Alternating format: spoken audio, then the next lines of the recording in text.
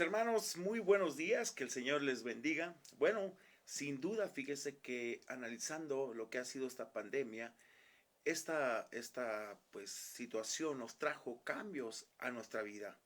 Y las iglesias, por ejemplo, se vieron afectadas no solo por la partida de muchos de sus miembros a la presencia de Dios, sino también porque muchos desertaron de este camino de fe y créame, es lamentable lo que se ha visto. En cierta manera, fíjese que esta pandemia vino a reflejar lo que había en el corazón de muchos de los llamados creyentes.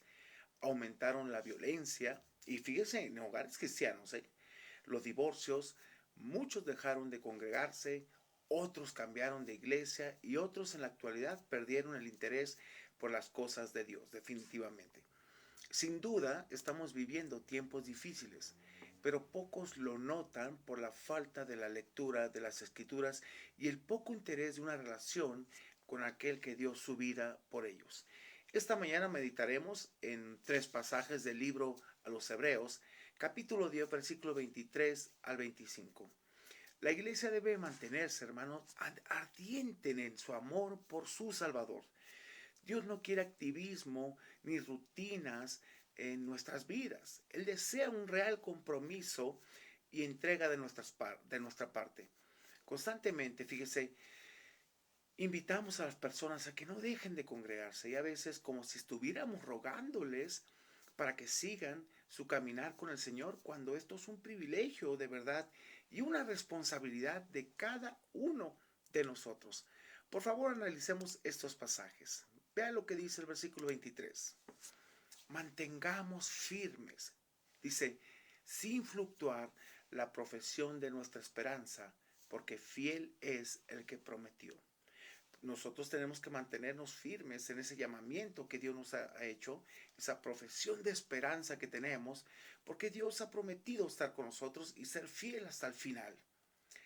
Y considerémonos, ¿sí? Unos a otros para estimularnos al amor y a las buenas obras. Qué interesantes esas palabras. Considerarnos unos a otros y estarnos estimulando al amor y a las buenas obras. Mire, el escritor reveló en estos versículos que su preocupación de que siguieran fieles en la fe no era algo abstracto, sino una confrontación con un peligro real que estaba sucediendo en ellos. Había una urgente necesidad de que los creyentes se preocuparan y exhortaran, se animaran mutuamente al amor y a las buenas obras dentro de la iglesia a la que el autor escribe. Y fíjese, sobre todo que estos son algunos privilegios que acompañan a nuestra nueva vida en Cristo. Uno, tenemos acceso personal a Dios por medio de Cristo y podemos acercarnos a Él sin el sistema complicado de los sacrificios que se hacía en la antigüedad. Dos, podemos crecer en la fe, vencer las dudas y los interrogantes y profundizar nuestra relación con Dios. Tres, podemos disfrutar del estímulo de los demás, que eso es importante. ¿Cómo nos estimulamos a seguir adelante? Y cuatro, podemos adorar juntos a nuestro Señor. El versículo 25, por favor, dice, no dejando de congregarnos como algunos tienen por costumbre. Hay gente que se le puede hacer simplemente un hábito, ya dejar de congregarte, ya no asistir, o simplemente a veces cambiar de iglesia, ya no me gusta esta, voy a probar otra. Ahora con esto pues que todo era vía Zoom, se abrió la alternativa de poder conectarte a la hora que querías y créeme, muchos perdieron el deseo de estar ya en su iglesia. Algunas razones hubo, no sé qué habrá pasado, pero esta pandemia vino a revelar verdaderamente quién era nuestro Dios. Dice aquí, no dejando de congregarnos como algunos tienen por costumbre, sino exhortándonos, animándonos y tanto más cuando veis que aquel día se acerca. Definitivamente, esto de la pandemia debe acercarnos más a Dios. ¿Por qué? Porque fue algo, hermanos, o es algo que está pasando y que son principios de dolores, como dice la Escritura, ¿verdad? Y tenemos que ver esa parte. Mire, los lectores no debían de dejar, los hebreos, de congregarse como algunos tienen por costumbre, les dice. Parece que ya había habido algunos desertores de sus filas. aunque sus palabras pudieron haberse aplicado a otras iglesias en las que habían ocurrido tales deserciones. Es feo, no se crea, cuando ves tú que la iglesia va declinando, pero en muchas ocasiones yo lo pude ver de esta forma. Dios a veces va a hacer una depuración para darnos cuenta verdaderamente quién están por amor a Él y quién por emoción o simplemente lo siguen porque les dé algo. Pero Dios es real y Dios siempre va a santificar su iglesia. En cualquier caso, hermanos, sus esfuerzos conjuntos para motivarse unos a otros debían incrementarse al ver que se acercaba aquel día. Y en estos versículos se incluye una bien conocida trilogía del Nuevo Testamento, lo que es la fe, la esperanza y el amor, ¿verdad? Pero al referirse de nuevo a la segunda venida de Cristo, el escritor dejó la impresión de que estaba preocupado de que los creyentes genuinos pudieran caer en el error de dejar de esperar la venida del Señor. Es lamentable, pero esta parte es muy importante. ¿Sabe? Dice la Biblia en 1 de Juan, capítulo 3, versículo 3, que todo aquel que tiene esta esperanza, ¿qué esperanza? De la venida de Cristo, dice que se purifica a sí mismo, así como Él es puro. Es interesante. Cuando tú tienes esa esperanza puesta en el Señor, que en cualquier momento puede ser transformado, de Juan aquí menciona esa parte. Es importante. Fíjense lo que dice. Amados, ahora somos hijos de Dios y aún no se ha manifestado lo que hemos de ser. Pero sabemos que cuando Él se manifieste, dice, seremos semejantes a Él, la razón por qué le veremos tal como Él es. Y todo aquel que tiene esta esperanza de su venida en Él, se purifica a sí mismo, así como Él es puro. La iglesia no debe perder su visión en ningún aspecto. La iglesia debe estar atenta, alerta, esperando a su Salvador en esa parte. Fíjese, al referirse aquí precisamente a los creyentes y sobre todo de la segunda venida de Cristo, el escritor dejó la impresión de que estaba preocupado precisamente para que ellos perdieran esa esperanza y ya no estuvieran esperando a Cristo y se vieran tentados a hacer a un lado su profesión de fe en Cristo. Debían de tratar sus expectativas futuras como cosas ciertas, porque fiel es el que prometió. Si ellos tan solo levantaran sus ojos espirituales, podrían ver a que aquel día se acerca. Por eso mucha gente, mire, no le cae el 20 de muchas situaciones, porque no se mete en la escritura, no escudriñan. Muchas son realmente tomadas o presas del temor, pero ¿sabe por qué? Por la falta de discernimiento. No nos debería ya extrañar todo lo que está sucediendo en el mundo, la frialdad, la desigualdad, lo que está sucediendo inclusive en muchas iglesias, porque eso está escrito de hace mucho. Deberíamos estar conectados con la realidad de lo que está pasando. El Señor viene pronto. Mire, el no asistir a las reuniones cristianas es perder el estímulo y la ayuda de otros cristianos. Nos reunimos para anunciar nuestra fe y fortalecernos los unos a los otros en el Señor. Al acercarnos al fin de los tiempos y al estar próximo el día en que Cristo vendrá, afrontaremos, hermanos, problemas, dificultades, problemas espirituales, tribulaciones e incluso persecución. Fuerzas anticristianas crecerán en intensidad y tal vez te desanimes, pero no te tienes que desanimar en ningún momento. Las dificultades nunca deberían ser excusas, hermanos, para no congregarnos. En cambio, a medida que surgen las dificultades, debemos hacer un mayor esfuerzo por ser fieles en la asistencia. Hay gente simplemente que se va de la iglesia porque no le cae bien otra y prefieren evitar eso, pero el problema no es esa persona, el problema es la persona en sí, porque el problema se lo lleva, si te das cuenta.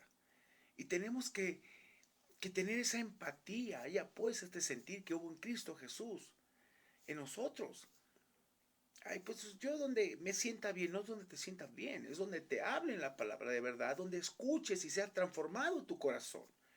Si nuestras prioridades estuvieran bien definidas, hermanos, mire, no necesitaríamos que las personas nos estuvieran recordando lo que es nuestra responsabilidad y privilegio de congregarnos y crecer juntos en la fe del Señor. Por eso me encanta lo que dice Efesios capítulo 4, hasta que todos lleguemos al conocimiento del Hijo de Dios. Y es como tomar la mano de tu hermano y la otra, vamos juntos, no separados. Mire, seguimos aferrándonos tanto a este mundo porque en verdad no hemos sentido el peso de gloria que nos espera en la eternidad. No hemos encontrado el sabor del cielo. Y pues obviamente usted no lo va a anhelar. Pero cuando usted empieza a entender que aquí te va a empezar a despegar de este mundo y a sentirse como extranjero y peregrino, las cosas en su vida, en su corazón van a cambiar. Pero mientras tanto, mientras siga luchando en su propia carne y en su propio entendimiento por querer hacer su propia voluntad, no va a surgir nada. Mire, es curioso, pero nos parecemos mucho al pueblo de Egipto. Decimos que hemos salido de Egipto como el pueblo de Israel, pero en nuestro corazón no hemos abandonado Egipto y sus deleites temporales. Desafortunadamente se está cumpliendo lo que dice la Escritura, aunque nos cueste creerlo, hermanos. Muchos han abandonado este camino de fe y se confirma lo que dice 1 de Juan, capítulo 2, versículos 15 al 17. No ames al mundo ni las cosas de que están en el mundo, dice. Si alguno ama al mundo, el amor del Padre no está en él. Así de sencillo. Y vea la razón, porque todo lo que hay en el mundo, los deseos de la carne, nuestros propios impulsos que nos mueven, nuestras concupiscencias, los deseos de los ojos, ¿por dónde entra el pecado? No entra por la mano, entra por la vista. Y dice que si tu cuerpo está lleno, si tu ojo es bueno, todo tu cuerpo estará lleno de luz. Pero si fijas tus ojos en los malos, ¿cuántos serán las tinieblas? Y la vanagloria de la vida, dice, no proviene del Padre, sino del mundo. Y el mundo pasa y sus deseos. Pero ve aquí, pero el que hace la voluntad de Dios permanece para siempre. Hermanos, no hay excusa. Mire, si tu inclinación es abandonar las cosas de Dios y dejarte que el mundo te impacte, no hay una verdadera relación con Dios, no te interesa. ¿Cuál es la excusa que presentas para dejar de congregarte? ¿Tu trabajo? No me da tiempo, pastor, es que toda la semana trabajo y el domingo es el único día que utilizo para poder descansar, para poder hacer mis cosas. Es el único día, ¿no? Puedes hacerlo, pero tienes que equilibrar tu tiempo. Tu tiempo, por ejemplo, también. No me da tiempo de nada, pastor, estoy tan sumergido en esto. Tengo medido todo. Bueno, y el tiempo que tienes medido para Dios es importante. Tus recursos, no, pastor, es que es gasto y esto y esto. Bueno, ¿y quién tienes el dador de tus recursos? Tu familia, a veces la pones, no, es que mi familia me demanda. Tu familia es una bendición y tú tienes que enseñarle quién es Dios y por qué es la razón de congregarte. Tu carrera. Pastor, es que ahorita estoy metido en mi carrera. Cuando yo termine, bueno, cuando termine va a ser un caos. Porque si no incluyes a Dios en primera instancia, no vas a poder triunfar. El éxito se logra a la manera de Dios. Tus amigos, esta pandemia, ¿cuál es la excusa? No hay excusa. Mire, yo sé que tenemos que cuidarnos, hermanos, pero mucha gente ya desertó de las filas de la fe. Y como decía Pablo, muchos me abandonaron, aún Demas, amando más este mundo. ¿Por qué? Porque se han centrado tanto en lo que es de ellos, el mundo, no Dios.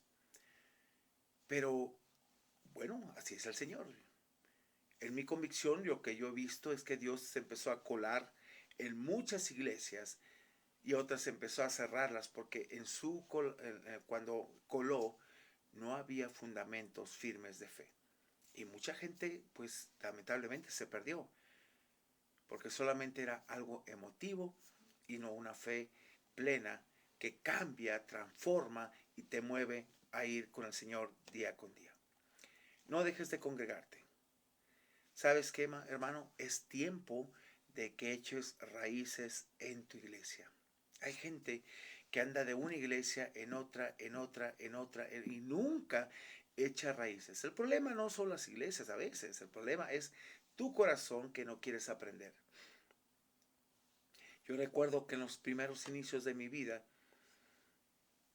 cómo te enseñan a echar raíces en tu iglesia y a crecer y a madurar y ayudar a otra gente a que crezca.